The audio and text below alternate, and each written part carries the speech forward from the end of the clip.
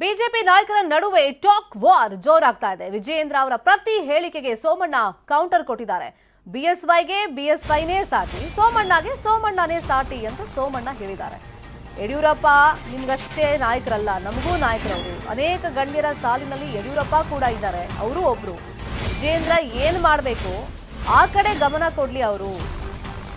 ವಿಜಯೇಂದ್ರಗೆ ನಾನು ಏನು ಹೇಳಲ್ಲ, ಬಿಎಸ್ವೈ ನಿಮ್ಗಷ್ಟೇ ನಾಯಕರಲ್ಲ, ಅವ್ರು ನಮಗೂ ನಾಯಕರು, ಅವರು ನನಗೆ ತಂದೆ ಸಮಾನರು. ಈ ಮಾತನ್ನ ನಿನ್ನೆ ಸೋಮಣ್ಣ ಹೇಳಿದ್ರು, ಮತ್ತೆ ಅದನ್ನ ಪುನರುಚ್ಚರಿಸಿದ್ದಾರೆ. ವಿಜಯೇಂದ್ರ ಪ್ರತಿ ಹೇಳಿಕೆಗೆ ಸೋಮಣ್ಣ ಕೌಂಟರ್ ಅನ್ನು ಕೊಟ್ಟಿದ್ದಾರೆ.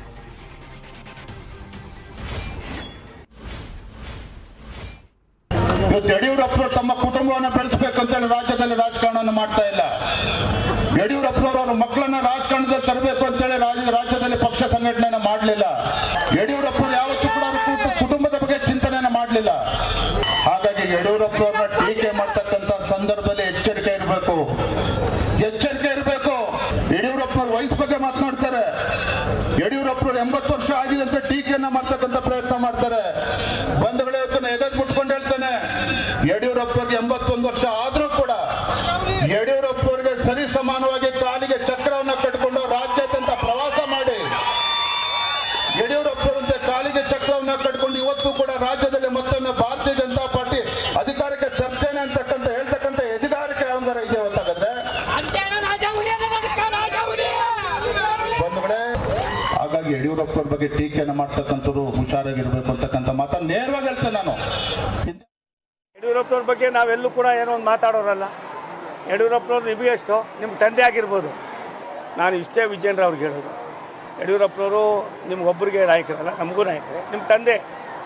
ಹಾಗಾಗಿ ಅವರನ್ನು ಮುಂದಿಟ್ಕೊಂಡು ವಿಜಯೇಂದ್ರ ಒಬ್ಬ ಯುವಕ ಇದ್ದಾನೆ, ಬೆಳಿಬೇಕಾದವ್ರು ಇದ್ದಾರೆ. ಅವರ ಒಂದು ಭಾವನೆಗಳನ್ನು ಅವ್ರ ಮುಂದೆ ಏನಾಗಬೇಕು ಅನ್ನೋ ಒಂದು ಕನಸನ್ನು, ಆ ಕನಸಿನಲ್ಲಿ ಅವ್ರು ಹೆಜ್ಜೆ ಹಾಕಿದ್ರೆ ಇನ್ನೂ ಹೈ ಕ್ಲಾಸಿಗಿರ್ತದೆ. ಯಡಿಯೂರಪ್ಪನವ್ರ ಹೋರಾಟನ 100 ಜನ್ಮ ಎತ್ತಿದ್ರು ನಾವು ಯಾರೂ ಮಾಡೋಕ್ಕಾಗೋದಿಲ್ಲ. ಹಾಗಾಗಿ ಯಡಿಯೂರಪ್ಪನವ್ರನ್ನ ಯಾರು ಕೂಡ ಮೌನವಾಗಿದ್ದಾರೆ, ಮತ್ತೊಂದಿದ್ದಾರೆ ಅಂತ ಏನೇನಿಲ್ಲ. ದಯಮಾಡಿ ಯಡಿಯೂರಪ್ಪನವ್ರಿಗೆ ಯಾರು ಸಾಟಿ ಯಡಿಯೂರಪ್ಪನವರೇ, ಸೋಮಣ್ಣವ್ರಿಗೆ ಯಾರು ಸಾಟಿ ಸೋಮಣ್ಣೆ. ಹಾಗಾಗಿ ಅದಕ್ಕೆ ಬೇರೆ ಬೇರೆ ವಿಶ್ಲೇಷಣೆಗಳ ಅವಶ್ಯಕತೆ ಇಲ್ಲ, ನಾವೆಲ್ಲ ಒಟ್ಟಾಗಿ ಹೋಗಬೇಕಾಗಿದೆ. ಇದೇ ವಿಚಾರವಾಗಿ ಇನ್ನಷ್ಟು ಮಾಹಿತಿಯನ್ನು ನೀಡೋದಕ್ಕೆ ನೇರ ಸಂಪರ್ಕದಲ್ಲಿ ಜಾಯಿನ್ ಆಗಿದ್ದಾರೆ ನಮ್ಮ ಪೊಲಿಟಿಕಲ್ ಬ್ಯೂರೋ ರಿಪೋರ್ಟರ್ ಕೃಷ್ಣ. ಮೌನವನ್ನೇ ದುರ್ಬಲ ಅಂತ ಭಾವಿಸಬೇಡಿ, ಮುಂದೆ ಪಶ್ಚಾತ್ತಾಪ ಪಡಬೇಕಾಗತ್ತೆ ಅಂತ ಹೇಳಿ ವಿಜಯೇಂದ್ರ ಮಾತು ನೋಡೋದಾದ್ರೆ ಓವರಾಲ್ ಪಕ್ಷಕ್ಕೆ ಕೊಟ್ಟಂಗಿದೆ, ಕೇವಲ ನಾಯಕರಿಗಷ್ಟೇ ಅಲ್ಲ. ಇನ್ನೊಂದ್ ಕಡೆ ನಾವು ನೋಡೋದಾದ್ರೆ ಸೋಮಣ್ಣ ಅವರು ಯಡಿಯೂರಪ್ಪನವರಿಗೆ ಯಡಿಯೂರಪ್ಪನೇ ಸಾಟಿ, ಸೋಮಣ್ಣಗೆ ಸೋಮಣ್ಣನೇ ಸಾಟಿ ಅಂದ್ರೆ ಅವ್ರ ಮಾತಿನ ತಾತ್ಪರ್ಯ ಏನ್ ಹಂಗಾದ್ರೆ? ಖಂಡಿತವಾಗ್ಲೂ ಶರ್ಮಿತಾ, ರಾಜ್ಯ ಬಿಜೆಪಿಯಲ್ಲಿ ಸೋಮಣ್ಣ ವರ್ಸಸ್ ವಿಜೇಂದ್ರ ನಡುವಿನ ಸಮರ ಜೋರಾಗ್ತಾ ಇದೆ ಅಂತ ಹೇಳ್ಬೋದು. ಈಗಾಗಲೇ ಸೋಮಣ್ಣ ಅವರು ದೆಹಲಿಗೆ ಹೋಗಿ ರಾಷ್ಟ್ರೀಯ ನಾಯಕರನ್ನ ಭೇಟಿ ಮಾಡಿ ಸೋಮಣ್ಣ ಮುಖ್ಯವಾಗಿ ವಿಜೇಂದ್ರ ವಿರುದ್ಧವಾಗಿ ಒಂದಷ್ಟು ಆರೋಪಗಳನ್ನ ಮಾಡಿ ದೂರನ್ನ ಕೊಟ್ಟು ಬಂದಿರುವಂತದ್ದು. ಈಗ ಮುಖ್ಯವಾಗಿ ರಾಜ್ಯ ಬಿಜೆಪಿಯಲ್ಲಿ ಮತ್ತೆ ಸರ್ಕಾರದಲ್ಲಿ ವಿಜೇಂದ್ರ ಅವರು ಸೋಮಣ್ಣ ಅವರನ್ನ ಸೈಡ್ಲೈನ್ ಮಾಡ್ತಾ ಇದ್ದಾರೆ, ಮತ್ತೆ ಅಡ್ಡಗಾಲ್ ಆಗ್ತಾ ಇದ್ದಾರೆ, ಮತ್ತೆ ಚಾಮರಾಜನಗರದಿಂದ ಹಿಡಿದು ಪಕ್ಷದಲ್ಲಿ ಒಂದ್ ರೀತಿ ಅವರನ್ನ ತುಳಿತಾ ಇದ್ದಾರೆ ಅನ್ನೋದು ವಿಚಾರ ಸೋಮಣ್ಣ ಅವರ ಅಸಮಾಧಾನಕ್ಕೆ ಕಾರಣ ಆಗಿತ್ತು. ಹೀಗಾಗಿ ವಿಜೇಂದ್ರ ಅವರಿಗೆ ಒಂದ್ ರೀತಿ ಬಹಿರಂಗವಾಗಿ ಸಿಟ್ಟನ್ನು ಹೊರಹಾಕಿರುವಂತದ್ದು. ಅಂದ್ರೆ ಸೋಮಣ್ಣನೇ ಸರಿಸಾಟಿ, ಯಡಿಯೂರಪ್ಪನವರೇ ಸರಿಸಾಟಿ. ಹೀಗಾಗಿ ವಿಜೇಂದ್ರ ಈಗಾಗಲೇ ಅವರೇನು ಹೆಜ್ಜೆನ ಅಂದ್ರೆ ಕನಸನ್ನ ಕಟ್ಕೊಂಡಿದ್ರೆ ಆ ಕಡೆ ಗಮನವನ್ನು ಕೊಡ್ಲಿ, ಬೇರೆ ಬೇರೆ ವಿಚಾರಗಳ ಬಗ್ಗೆ ಅವ್ರಿಗೇನಿದೆ ಅವಶ್ಯಕತೆ, ಮತ್ತೆ ನನ್ನ ಶಕ್ತಿ ಏನಂತೂ ರಾಜ್ಯ ಬಿಜೆಪಿ ನಾಯಕರಿಗೂ ಗೊತ್ತು, ಹೈಕಮಾಂಡ್ ನಾಯಕರಿಗೂ ಗೊತ್ತು. ನಾನು ಯಾರಿಗೂ ಕೂಡ ಮುಜುಗರವನ್ನ ತರಲ್ಲ, ಆದ್ರೆ ಅವ್ರ ಪಾಡ್ಗೆ ಅವ್ರ ದಾರಿ ನೋಡ್ಕೊಳ್ಳಿ, ನನ್ನ ಪಾಡ್ ನಾನು ದಾರಿ ನೋಡ್ಕೊತೀನಿ ಅನ್ನೋದು ಹೇಳಿಕೆಯನ್ನು ಕೊಡೋದ್ರ ಮುಖಾಂತರವಾಗಿ ಒಂದ್ ರೀತಿ ವಿಜೇಂದ್ರ ಮೇಲೆ ಒಂದ್ ರೀತಿ ಆಕ್ರೋಶವನ್ನು ವ್ಯಕ್ತಪಡಿಸಿರುವಂತದ್ದು. ಈಗಾಗಲೇ ಮಾಜಿ ಮುಖ್ಯಮಂತ್ರಿ BS ಯಡಿಯೂರಪ್ಪನವರ ಮೇಲೂ ಕೂಡ ಸೋಮಣ್ಣ ಅವರಿಗೆ ಅಸಮಾಧಾನ ಇದೆ ಅನ್ನೋದು ಕೂಡ ಚರ್ಚೆ ಆಗ್ತಾ ಇತ್ತು.